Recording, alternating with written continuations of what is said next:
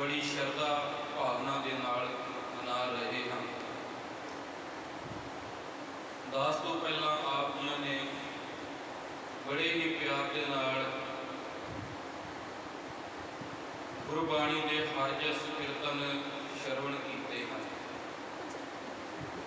सो आओ गुर इतिहास गुरबाणी विचार के नाल सांझ पाउण तो पहला सतगुरु जी अगे अरदास बेनती जोदड़ी करो कि हे सतगुरु जीओ सावधान एकाग्र चित होने की समर्था बख्शो। साहिबे कमाल सरबंस दानी अमृत के दाते धन धन साहिब श्री गुरु गोबिंद सिंह महाराज वालों बख्शी कोई फतेह बुलाओ जी। कोई भी रसना मांझी ना रहे इक्के वारी कहने से बुलाओ फतेह। वाहिगुरू जी का खालसा वाहिगुरू जी की फतेह। गुरमुखो ये जिहड़ा विसाखी का महीना है या खालसा दिवस असीं मनाउने। जिहड़ी विसाखी है वो धन श्री गुरु नानक देव महाराज को लैके प्रचलित हुई, या आप कह लीए कि जिहड़ा विसाखी का महीना है वो गुरु नानक साहब जी को लैके होंद दे विच आया। क्योंकि इतिहासकार ने जिक्र किया है कि जिहड़ा गुरु नानक साहब जी का प्रकाश होया है ना वो एक विसाख नूं होया है।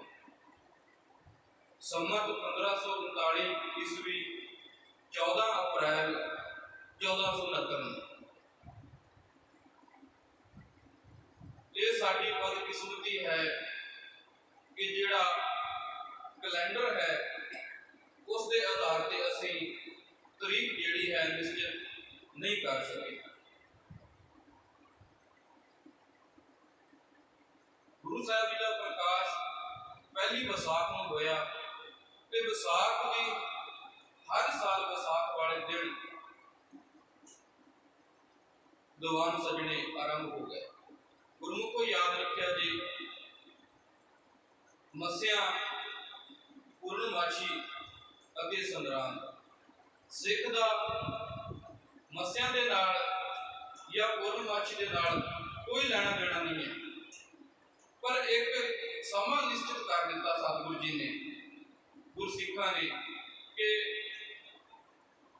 मस्या वाले दिन या पूर्णमाशी वाले दिन या कह लीए कि संग्रांद वाले दिन संगतां इकट्ठियां होके गुरबाणी का हर जस कीर्तन गुरबाणी की कथा विचार गुरचरणों के नाल जुड़ सकन।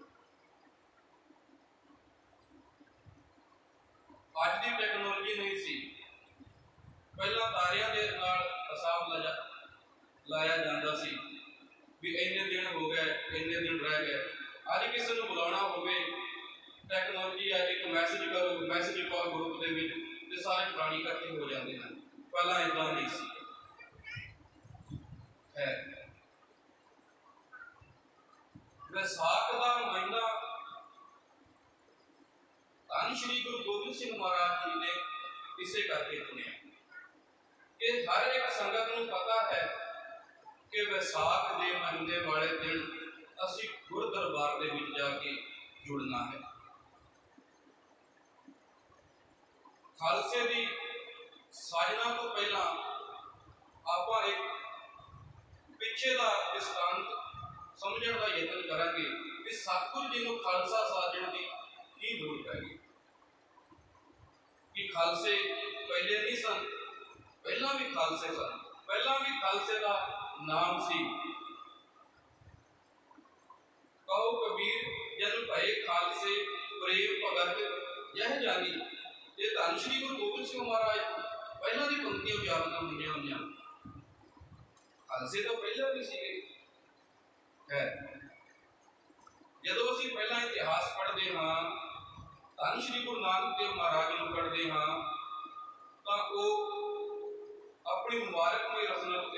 शब्द बयान करते हैं, नीचा अंदर नीच जात, नीची हूँ अग नीच, नानक तिनकै संग साथ, वड्डियां सुनकिया रीस, जिथै नीच संभालियन, तिथै नदर तेरी बख्शीस। चार वर्ण सन, ब्राह्मण, खत्री, शूद्र ते वैश्य। ब्राह्मण अपने आप को जगत का गुरु कहता सी। खतरी का काम सी लड़ना, ते शूद्रां नूं पैर की जुत्ती समझा जाता सी। ऐ कह रही जो धन श्री गुरु नानक देव महाराज ने आवाज बुलंद की इस लताड़े हुए लोगों के खिलाफ, इस कुचले हुए लोगों के खिलाफ, तो उस वक्त भी ब्राह्मण नूं यह गल चंगी ना लगी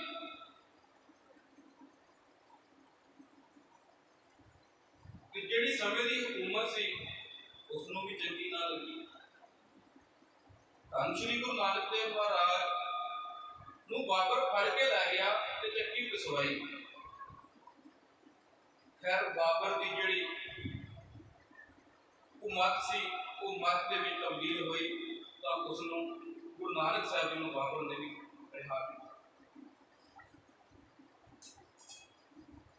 हुण मालक जी समझा रहे हैं, नीचा अंदर नीच जात, नीची हूँ अग नीच, नानक तिनकै संग साथ, वड्डियां सुनकिया रीस, जिथै नीच संभालियन, तिथै नदर तेरी बख्शीस।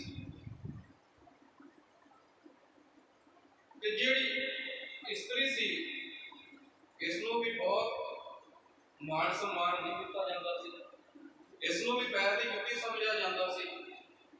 सतगुरु जी ने इत्थे भी आवाज बुलंद की, भण जमीए भण नमीए भण मंगण पे आ, भंडो होवे दोस्ती भंडो चले राह, भंड मुआ भंड पालिए भंड होए बंदान, सो क्यों बंदा आखिए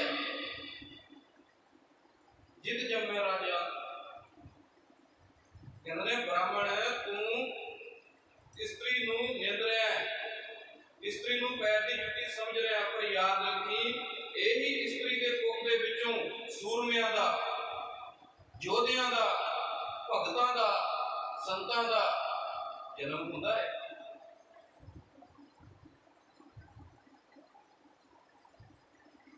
जदों धन श्री गुरु अर्जन देव महाराज जी की असीं शहीदी को लैके गल करते हाँ, तो इस दे विच भी बहुत वड्डा रोल अदा इन्हां लोगों ने निभाया। माफ करिया जे एक बड़ी गल प्रचलित की गई दो धिरां दे विच, मुसलमानों दे विच ते सिखां दे विच, कि सिखां दा जिहड़ा रोड़ा सी, सिखां दी जिहड़ी लड़ाई सी वो मुगलों के नाल सी या मुसलमानों के नाल सी। गुरमुखो याद रखिया जे गुरु नानक साहब जी को लैके धन श्री गुरु गोबिंद सिंह महाराज तक ते अज धन श्री गुरु ग्रंथ साहब महाराज जी अन जग की जोत किसी भी वर्ण के नाल, किसी भी मजहब के नाल, किसी भी प्राणी के नाल गुरु साहब जी की निजी रंजिश नहीं सी। अज सानू फरमाया जा रहा है भी सिखां दी मुसलमानों के नाल वैर सीगा, मुसलमानों के नाल लड़ाई सी। असल दे विच तां सतगुरु जी की ज़ालमां दे खिलाफ, जुल्म करन वालियां दे खिलाफ लड़ाई सी, ना कि किसी एक मजहब के खिलाफ। ये भी बात सानू ध्यान रखने योग है। धन श्री गुरु अर्जन देव महाराज जी की शहीदी के विच भी इन्होंने बहुत बड़ा रोल अदा किया। चंदू जी धी का रिश्ता ना लेना इन्होंने एक बहुत बड़ी शहादत खेल के असल दे विच काना पिंडू छज्जू शाह सिंह आए सन गुरबाणी लैके, अपनी बाणी लैके माफ करिया जी, ते सतगुरु जी ने गुरबाणी दे विच नहीं दर्ज किया, ते उन्होंने जाके जहांगीर के कोल शिकायत की, ते उन्हें बहुत कंध भरी, ते सतगुरु जी की शहीदी तक भी ये लोग लैके गए।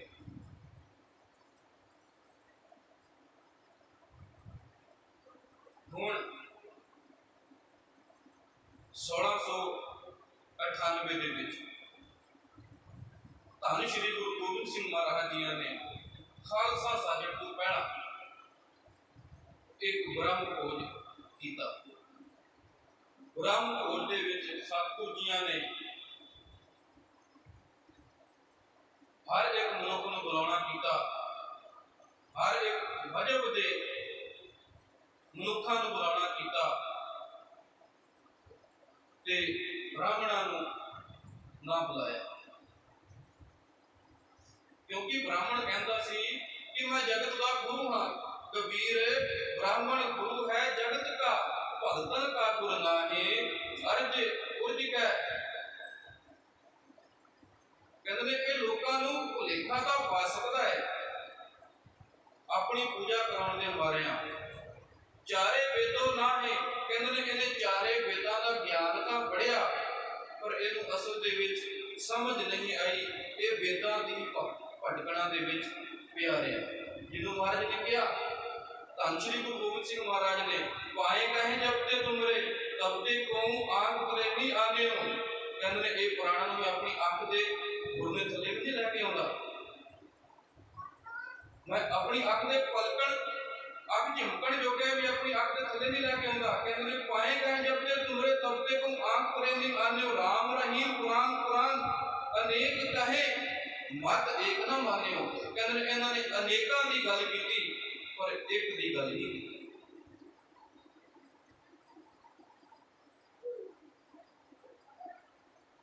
हुण धन श्री गुरु गोबिंद सिंह महाराज जी ने ब्रह्म खोज रखा, दूर दरेडिया तो मनुख चल के आए, तो ब्राह्मण भी चल के आए, तो ब्राह्मणों ने सतगुरु जी अगे फरियाद की भी ये जिहड़ा पहला अधिकार है ब्रह्म खोज करने का, ये साडा है, खतरियां का नहीं, शूद्रां का नहीं, वैश्यां का नहीं। पहला ब्रह्म खोज असी करांगे, इस तो बाद तुसीं इन्हां मनुखां नूं प्रशादा पानी छका सकते हो। सतगुरु जी ने कहा ब्राह्मण जी जे तू छकना है तो इन्हां दे विच बैठ के छक सकते हो। ब्राह्मण जी वो दिन गए जदों लोग तुहानूं अखां दीयां पलकां ते चुक के रखते सन, वो दिन गए जदों तुहानूं लोग सलाहना करते सन, वो दिन गए जदों लोकां नूं तुसीं भरम भुलेखे दे विच पा के रखते सो, वो दिन हुण चले गए। खैर ये गल इन्हां नूं चंगी ना लगी, क्योंकि जदों सच की आवाज बुलंद करांगे तो जिहड़ा सच है ना वो बहुत औखा हो जाता जरना।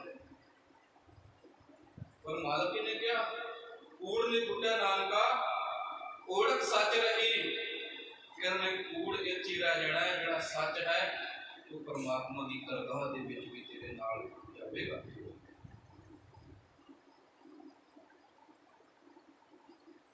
ये ब्राह्मणों को गल चंगी ना लगी तो ये कटौच के राजे अजमेर चंद के कोल जाके इन्होंने फरियाद की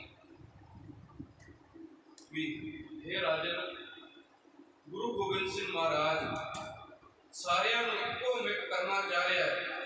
जे सारे इक्को मिक हो गए, सारे इक्को ही पंगत दे विच बैठ के प्रशादा पानी छकण लग गए, साडी तां हिम्मत खत्म हो जाएगी। इन्हां नूं भजना पै गया जी, अपनी होंद दे करके इन्हां नूं भजना पै गया। ते अज भी लोग अपनी होंद नूं प्रगटाउण दे मारिया लोकां दे उत्ते माफ करिया जी ऐसा ऐसा चिकड़ सिट रहे हैं कि उसनूं सुनना भी औखा है। मेरी कुर्सी बची रहे ना, मैं अपनी कुर्सी बचाने दे मारिया किसी के ऊपर जिन्ना मर्जी चिकड़ छिड़ना पवे, जिन्ना मर्जी बड़ा इल्जाम लाना पवे, जिन्ना मर्जी बड़ा ब्लेम लाना पवे, मनुख लाने वास्ते तैयार हो जाता है। क्यों? मेरी होंद बची रहे। माफ करे अजे अजकल तो अपनी होंद बचाने के मारिया लोगों ने धन श्री गुरु ग्रंथ साहिब महाराज जी की बेदबियां करवाने तक भी अपनी घिनौनी हरकत अपनी चाल चलिया हुई, सिर्फ अपनी मुल दे मारे ब्राह्मण कटौत के राजे के कोल जाके अजमेर चंद के कोल फरियाद करते हैं कि धन गुरु गोबिंद सिंह महाराज एक वर्ण कर रहा है, एक भजन कर रहा है, तो सतगुरु जी की गुरबाणी का फरमान है खतरी ब्राह्मण छूत वैस उपदेश चौ वर्णा को सांझा गुरमुख नाम जपे उदरे सो कल मैं घट घट नानक मांझा। ते धन श्री गुरु गोबिंद सिंह महाराज ये सिद्धांत लेके चल रहे हैं।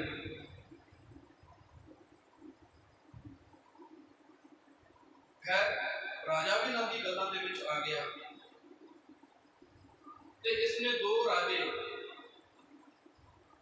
वलिया चंद इतिहास दे विच नाम आया ते आलम चंद इन्हां ने अपने एक विਉਂਤ बनाई दोनों जड़ियां की एक प्लैनिंग बनाई कि जो धन गुरु गोबिंद सिंह महाराज सैर वास्ते निकलते हैं तो इन्हों उत्थे बाहर मुकाया जाए। इन्हों की चाल सफल ना हुई, इन्होंने जाके सतगुरु जी के उत्ते वार किया।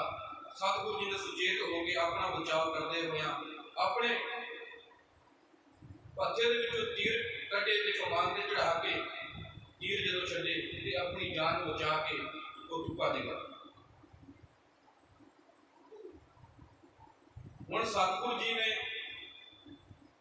अपनी प्लैनिंग बनाई कि हुण इदां काम नहीं चलता, हुण इदां कारज नहीं चलना। सतगुरु जी ने एक दिन मुकर्रर किया, एक बरसात 1699 सतगुरु जी ने हुक्मनामे जारी किए। दूर दूर तक जिथन तक गुरसिख नाम लेवा गुरु नानक नाम लेवा साध संगत रही सी उथन तक महाराज ने हुक्मनामे भजवाने किए। हुक्मनामिया के लिखा गया कि सतगुरु जी की संगत सारी आनंदपुर साहब पहुंचे और अपने शस्त्र वस्त्र तैयार पर तैयार होकर पहुंचे। अज दिन चढ़िया एक वसाख 1699 सारी संगत गुरु दरबार में पहुंची हुई है। इतिहासकार लिखता है कि आसा बिवार जी का कीर्तन का भोग पिया ते सतगुरु जी ने अपने स्टेज पे आप अजकल कह लीए मंच पे आके तलवार अपनी म्यान दे विच कड्डी ते महाराज ने एक सीस की मांग की।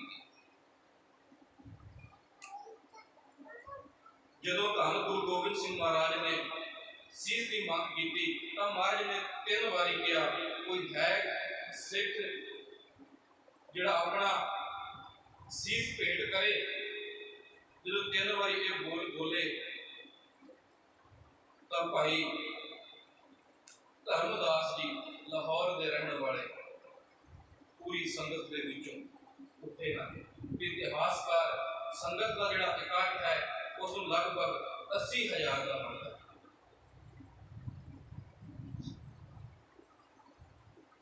संगत के विच उठे भाई धर्मदास जी लाहौर के रहने वाले सतगुरु जी अगे खिमा याचना की कि सतगुरु जी मैनूं खिमा कर दिया जी, तुहाडे 2 बोल कहण ते मैं नहीं उठ सकिया, पर इस गरीब गुरसिख दा सीस अपने दर पे प्रवान करो। सतगुरु जी उसनूं पिछे तंबू दे विच लैके गए ने ते तंबू दे विच जदों लैके गए ने ते उस तो बाद फिर स्टेज ते आए ने तो इतिहासकार लिखते हैं कि जिहड़ा किरपान दा जिहड़ी किरपान सी वो पूरी खून दे नाल निचड़दी सी। गुरमुखो याद रखिया जी कई बेचारे लोग तो यही गल दे विच भरम रहे हैं ते कई हर साल यही सवाल लैके बैठे हैं कि सतगुरु जी ने सीस झटकाया या बकरे झटकाए। गुरु को याद रखा जी एक गुरु ने राज रखा है इस नूं राज ही रखिया रहण दिओ। जे तुहानूं गुरु ते शक है, गुरु का कहा साकार कमाओ, गुर की करनी काहे धारो। जिहड़ा मनुख गुरु की करनी ते शक करता है वो सिख नहीं। गुरु की कार ते जिहड़ा शक करता है वो सिख ही नहीं हो सकता। जिसनों अपने पिता ते ही शक हो जाए कि मैं इसका पुत हाँ, वो पुत होने के लायक है, ये दुनिया की उदाहरण है, आप सब समझ सकते हैं। एक गुरु का राज है, इसनों राज ही रहन दिओ ते सच जानिया जे जिहड़ा गुरु खालसा पंथ की साजना सच दे राह ते कर रहा है, सच दे राह ते चलण की गल कर रहा है, वो गुरु की झूठ की नीयत ते अपना पंथ उसारेगा कदे भी नहीं। जिहड़े गुरु दे विचों आवाज आउंदी है सच सुनाए सी सच की बेला,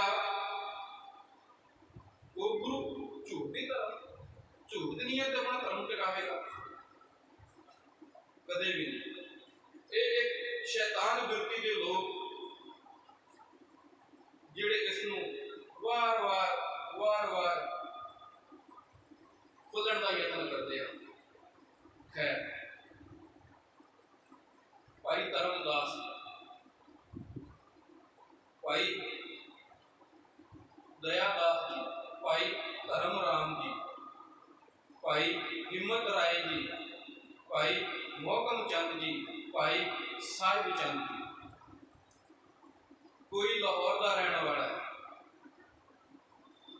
कोई हसनापुर दिल्ली का किसी मेरठ का बयान किया है उत्थों का रहने वाला है, कोई जगन्नाथपुरी का रहने वाला है, कोई द्वारका का रहने वाला है, कोई विदर का रहने वाला है कर्नाटका का। ये पांच प्यारे वारों वारी सतगुरु जी के तंबू के जाते हैं तो सतगुरु जी वारों वारी सीस की मंग करते हैं तो अपनी जी कृपान है लहू के नाल उजड़ी हुई स्टेज से लैके आते। हुण इहदे विच कोई साडे वर्गे भी लोग होंदे हैं जिहड़ी आपां हुणे गल कीती है भी गुरु की करनी ते शक करते हैं, गुरु के उत्ते शक करते हैं भी गुरु इदां कर सकता है। जिन्हों तुसीं रोज पढ़ते हो डंडौत बंधन अनक बार सर्व कला समर्थ डोलण ते राखो प्रभु नानक दे घर हथ, जिन्हों सर्व कला समर्थ कहते हो फिर उसते शक क्यों? वो सर्व कला इन्ना समर्थ है कि गुरु महाराज का स्वरूप गुरु विरोधी लैके चले जाते हैं। वो कहते हैं जो तुहाडे गुरु दे विच इन्नी पावर है, ये सच्चा गुरु है तो गुरु ग्रंथ साहिब आपे क्यों नहीं लिख लेंदा? ते महाराज ने बिना देखे धन श्री गुरु ग्रंथ साहिब महाराज लिखिया सी। इतिहासकार कहते हैं कि सतगुरु जी ने जो गुरबाणी पढ़ी सुनी तो 6 महीनों के सतगुरु जी ने गुरबाणी कंठ कर ली। तो याद रखने योग बात है जोत ओवा जुगत सहकाया फिर पलटी है, जोत तो वही है जुगत भी वही है, शरीर ही बदले।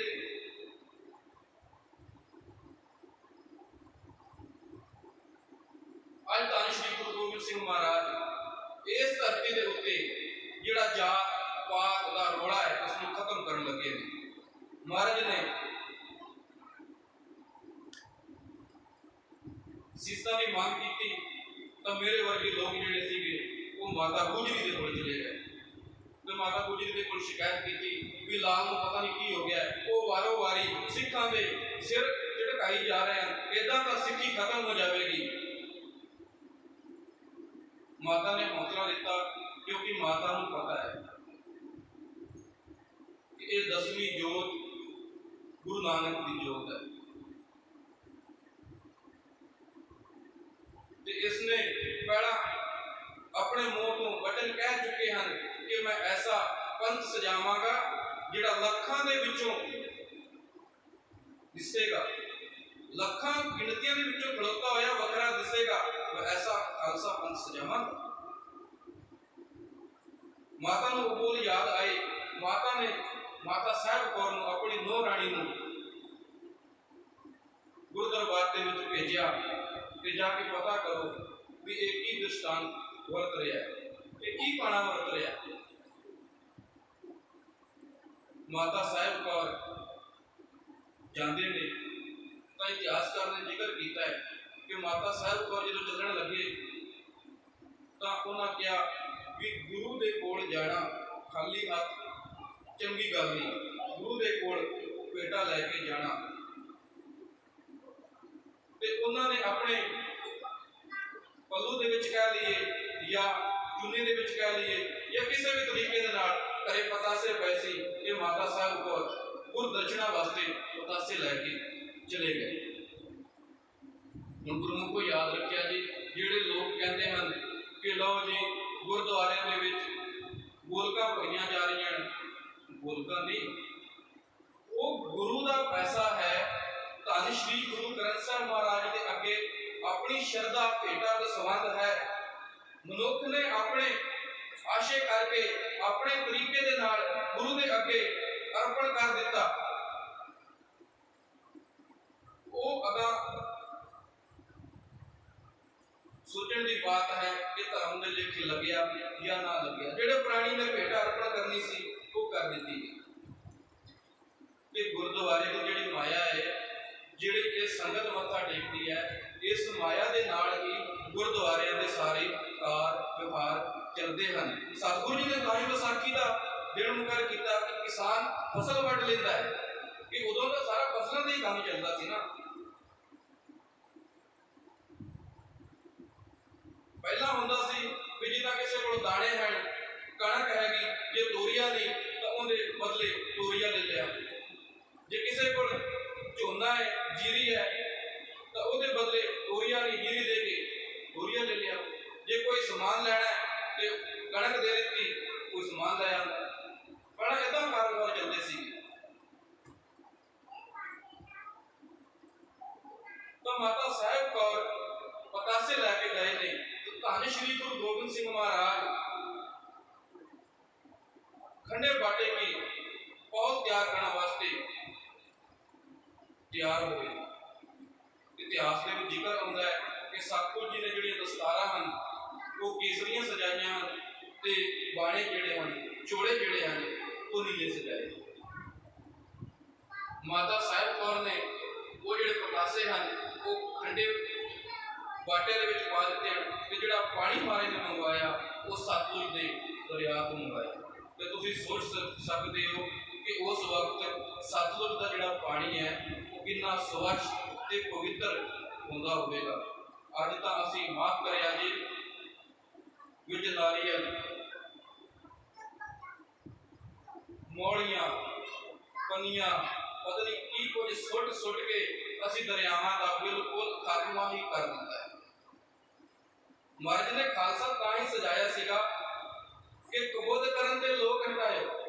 ये जिहड़े लोग कबूत अज भी कर रहे हैं महाराज ने हटाया। खैर आप आगे जाके बात करेंगे। खंडे बाटे की पौध तैयार हुई।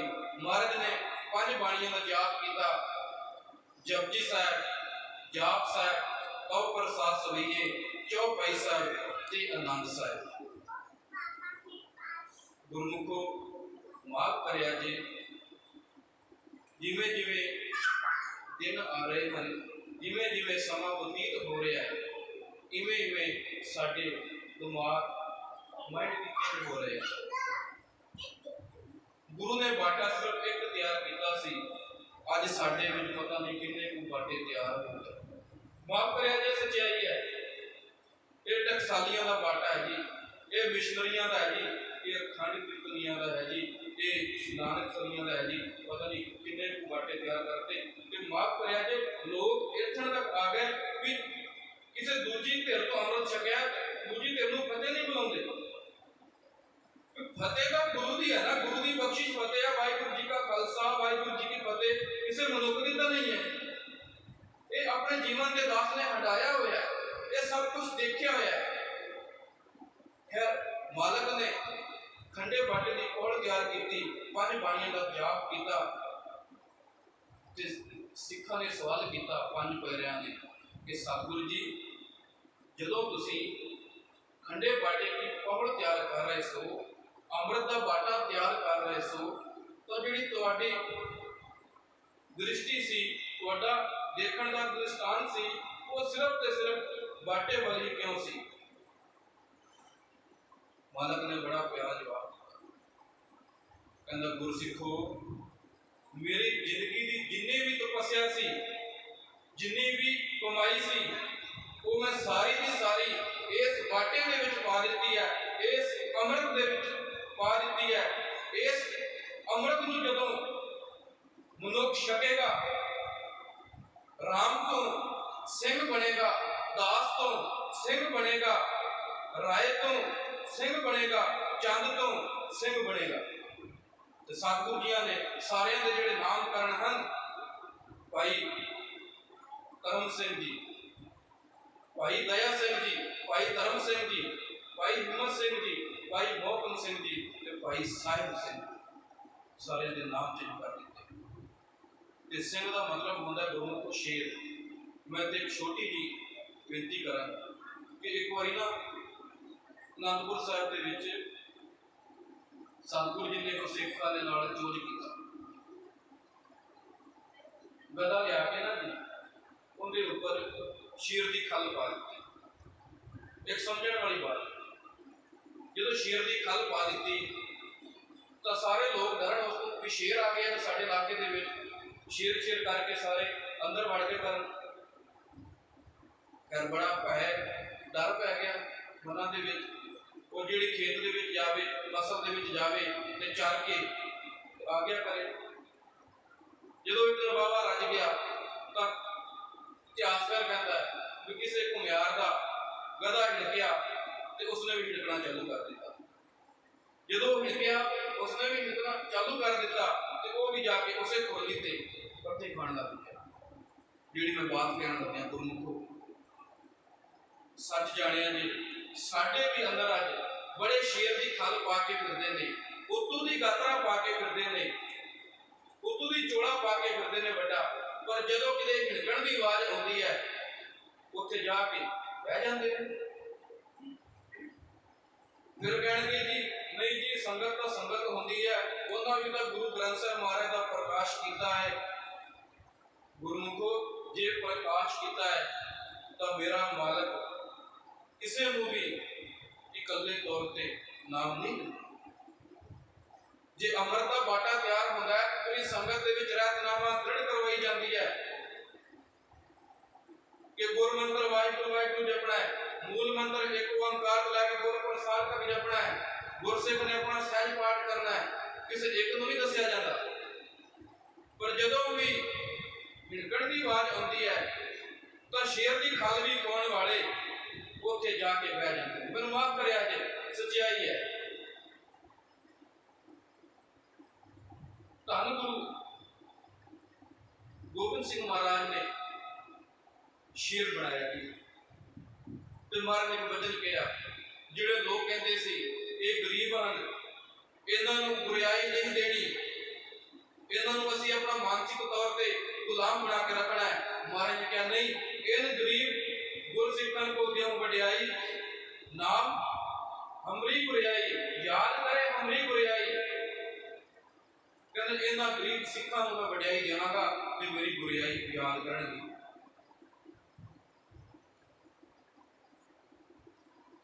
फिर जी बात कही सी महाराज ने, चिड़िया से मैं बाज लड़ाऊं, 1.25 लाख से एक लड़ाऊं, तबे गोबिंद सिंह नाम का हूं। फिर वो महाराज ने चमकौर साहब की याद रखा जी, एक खालसे की जन्म भूमि है, एक कर्म भूमि है। खालसे की जी जन्म भूमि है वो आनंदपुर साहब है, जी कर्म भूमि है ना वो चमकौर साहब है, जिथे महाराज के बोल पूरे हुए 1.25 लाख से एक लड़ाऊं, तबे गोबिंद सिंह नाम का। फिर साढ़े लोगों को फिर अज इतने भी शक पै गया जी, हुण इन्हां दे शक कौन करे, क्योंकि वहम का तो इलाज ही कोई नहीं होता। फिर साढ़े मनां दे अंदर शक आया कि 1.25 लाख के नाल कितना लड़ सकदा है। फिर मैं बात कहां जी, गुरु समर्थ है ना, गुरु कुछ भी कर सकता, जल ते थल कर, वो जल को थल कर सकता है, धरती ते आकाश गिरा सकता है, चढ़े गिरा सकता है, तो ये पूरा गुरु ही कर सकता। सकता है, और कोई नहीं कर सकता। खैर, महाराज ने खंडे बाटे की पौध तैयार की ते रहत मर्यादा दृढ़ करवाई।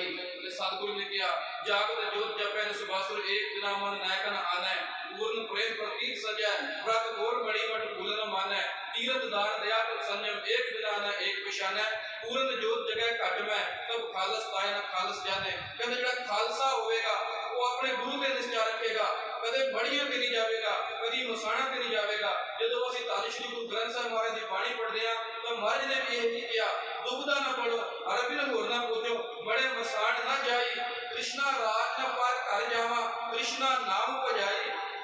गुरु के नाम ने ही कृष्णा को बुझाना है, ते गुरु के नाम ने ही कृष्णा को खत्म करना है।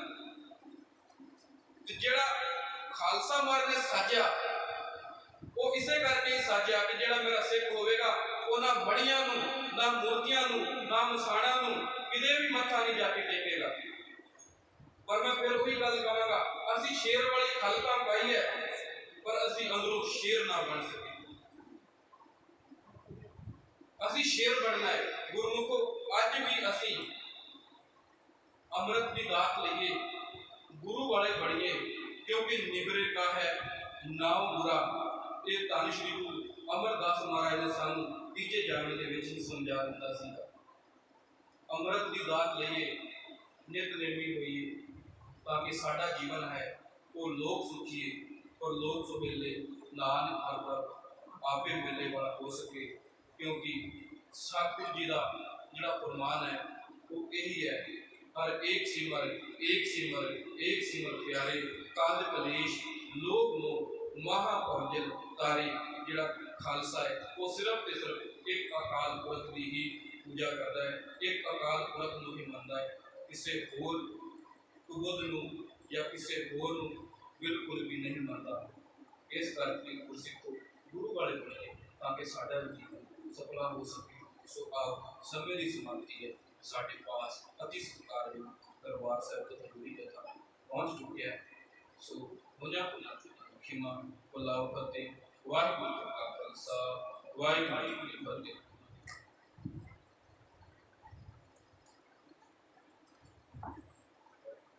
कि नहीं की कृपा से सजे हम है, नहीं मोसो गरीब करो प्रेम।